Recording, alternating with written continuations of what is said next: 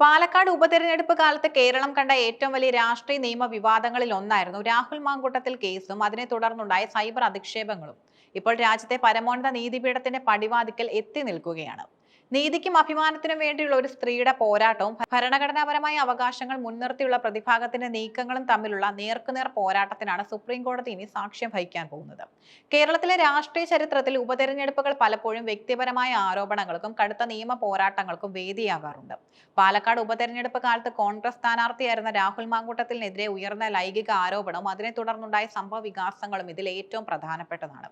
ഈ കേസിൽ അതിജീവിതയായ യുവതിയെ സമൂഹ മാധ്യമങ്ങളിലൂടെ അധിക്ഷേപിച്ചുവെന്ന പരാതിയിൽ സുപ്രീം കോടതി അഭിഭാഷക ദീപ ജോസഫിനെതിരെ പോലീസ് കേസെടുത്തിരുന്നു. ഇപ്പോൾ ഈ കേസ് റദ്ദാക്കണമെന്ന ആവശ്യവുമായി ദീപ ജോസഫ് സുപ്രീം കോടതിയെ സമീപിച്ചതോടെയാണ് നിയമയുദ്ധം ദില്ലിയിലേക്ക് മാറുന്നത്. പാലക്കാട് ഉപതെരഞ്ഞെടുപ്പിന്റെ ചൂടിൽ നിൽക്കുന്ന സമയത്താണ് യൂത്ത് കോൺഗ്രസ് സംസ്ഥാന അധ്യക്ഷൻ കൂടിയായ രാഹുൽ മാങ്കൂട്ടത്തിനെതിരെ പീഡന ആരോപണവുമായി ഒരു യുവതി രംഗത്തെത്തിയത്. രാഷ്ട്രീയമായി വലിയ വിവാദങ്ങൾക്കും ആരോപണ പ്രത്യാരോപണങ്ങൾക്കും ഇത് കാരണമായി. എന്നാൽ ഈ വെളിപ്പെടുത്തലിന് പിന്നാലെ സമൂഹ മാധ്യമങ്ങളിൽ അതിജീവിതയ്ക്കെതിരെ വ്യാപകമായ രീതിയിലുള്ള സൈബർ ആക്രമണങ്ങൾ നടന്നു. യുവതിയുടെ സ്വകാര്യതയെ ബാധിക്കുന്ന തരത്തിലും അവരെ വ്യക്തിപരമായി അധിക്ഷേപിക്കുന്ന തരത്തിലുമുള്ള പരാമർശങ്ങൾ പല കോണുകളിൽ നിന്നും ഉയർന്നു. സുപ്രീം കോടതിയിലെ അഭിഭാഷകയായ ദീപ ജോസഫും ഇത്തരത്തിൽ അതിജീവിതയെ അധിക്ഷേപിക്കുന്ന രീതിയിലുള്ള പരാമർശങ്ങൾ നടത്തിയെന്നാണ് പരാതി. സ്ത്രീത്വത്തെ അപമാനിച്ചു എന്നതടക്കമുള്ള ഗൗരവകരമായ വകുപ്പുകൾ ചേർത്താണ് കേരള പോലീസ് ഇവർക്കെതിരെ കേസെടുത്തത്.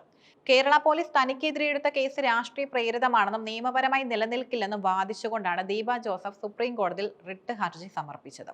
സാധാരണ ഇത്തരം ക്രിമിനൽ കേസുകൾ റദ്ദാക്കാൻ ഹൈക്കോടതിയാണ് സമീപിക്കാറുള്ളതെങ്കിലും ഈ കേസിൽ നേരിട്ട് സുപ്രീം കോടതിയെ സമീപിച്ചത് നിയമവൃത്തങ്ങളിൽ കൗതുകമുണർത്തിയിട്ടുണ്ട്. തനിക്കെതിരെ ചുമത്തിയിരിക്കുന്ന വകുപ്പുകളുടെ ഭരണഘടനാപരമായ സാധുതയെ ചോദ്യം ചെയ്തുകൊണ്ടാണ് ദീപ കോടതിയെ സമീപിച്ചിരിക്കുന്നത്.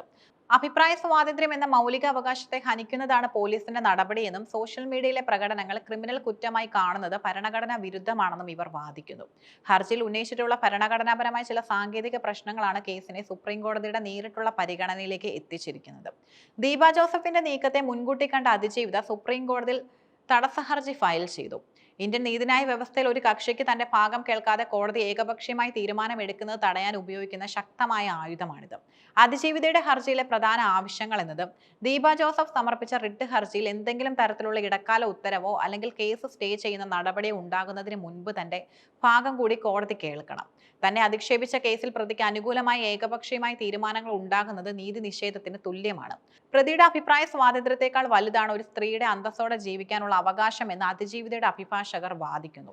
അഭിഭാഷകൻ KR സുഭാഷ് ചന്ദ്രൻ മുഖേനയാണ് അതിജീവിത ഈ ഹർജി സമർപ്പിച്ചത്. ഇതോടെ ദീപ ജോസഫിന്റെ ഹർജി പരിഗണിക്കുന്ന ദിവസം അതിജീവിതയുടെ അഭിഭാഷകനും കോടതിയിൽ ഹാജരാകാനും വാദങ്ങൾ ഉന്നയിക്കാനും സാധിക്കും. ഈ നിയമ പോരാട്ടം കേവലം വ്യക്തിപരമായ രണ്ട് കക്ഷികൾ തമ്മിലുള്ള പ്രശ്നമല്ല. ഇത് പല നിർണായക ചോദ്യങ്ങളും ഉയർത്തുന്നുണ്ട്. ഒരു കേസിൽ പരാതിയുമായി മുന്നോട്ട് വരുന്ന സ്ത്രീകളെ സമൂഹ മാധ്യമങ്ങൾ ഉപയോഗിച്ച് നിശബ്ദരാക്കാനുള്ള നീക്കങ്ങൾക്ക് ഈ കേസ് ഒരു തടയിടുമോ? സോഷ്യൽ മീഡിയയിലെ അധിക്ഷേപങ്ങൾക്കെതിരെ ചുമത്തുന്ന IT ആക്ട് ഉൾപ്പെടെയുള്ള വകുപ്പുകളിൽ സുപ്രീം കോടതി നൽകുന്ന നിരീക്ഷണങ്ങൾ വരുംകാല കേസുകൾക്ക് വഴികാട്ടിയാകും. നിയമം പാലിക്കാൻ ബാധ്യസ്ഥരായ അഭിഭാഷകർ തന്നെ ഇത്തരത്തിൽ നിയമവിരുദ്ധമായ അധിക്ഷേപങ്ങൾ നടത്തുന്നത് കോടതി എങ്ങനെ ഗൗരവത്തിൽ എടുക്കുമെന്നതും പ്രസക്തമാണ്. അതിജീവിതയുടെ പരാതിയിൽ വ്യക്തമായ തെളിവുകളുടെ അടിസ്ഥാനത്തിലാണ് കേസെടുത്തതെന്നാണ് കേരള പോലീസ് പറയുന്നത്.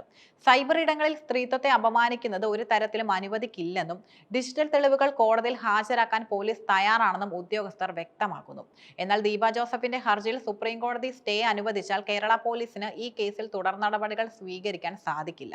രാഹുൽ മാങ്കൂട്ടത്തിൽ പീഡനാരോപണ കേസ് തുടങ്ങിവെച്ച വിവാദങ്ങൾ ഇപ്പോൾ അതിജീവിതയുടെ അന്തസ്സിന് വേണ്ടിയുള്ള നിയമയുദ്ധമായി മാറിയിരിക്കുകയാണ്. സുപ്രീം കോടതി ഈ വിഷയത്തിൽ സ്വീകരിക്കുന്ന നിലപാട് കേരളത്തിലെ സൈബർ ഇടങ്ങളിൽ സ്ത്രീകൾ നേരിടുന്ന പീഡനങ്ങൾക്കെതിരെയുള്ള പോരാട്ടത്തിൽ നിർണായകമാകും. ഒരു വശത്ത് അഭിപ്രായ സ്വാതന്ത്ര്യത്തെക്കുറിച്ചുള്ള ഭരണഘടനാപരമായ വാദങ്ങളും മറുവശത്ത് വ്യക്തിയുടെ അന്തസ്സും നീതിയും തമ്മിലുള്ള ഏറ്റുമുട്ടലായി ഈ കേസ് മാറിയിരിക്കുന്നു. പരമോന്നത നീതിപീഠത്തിന്റെ ഇടപെടൽ ഈ കേസിൽ എത്രത്തോളം വേഗത്തിൽ ഉണ്ടാകുമെന്നും അതിജീവിതയുടെ തടസ്സ ഹർജി പരിഗണിച്ച് കോടതി എന്തൊക്കെ നിരീക്ഷണങ്ങൾ നടത്തുമെന്നും വരും ദിവസങ്ങളിൽ നമുക്ക് അറിയാൻ സാധിക്കും.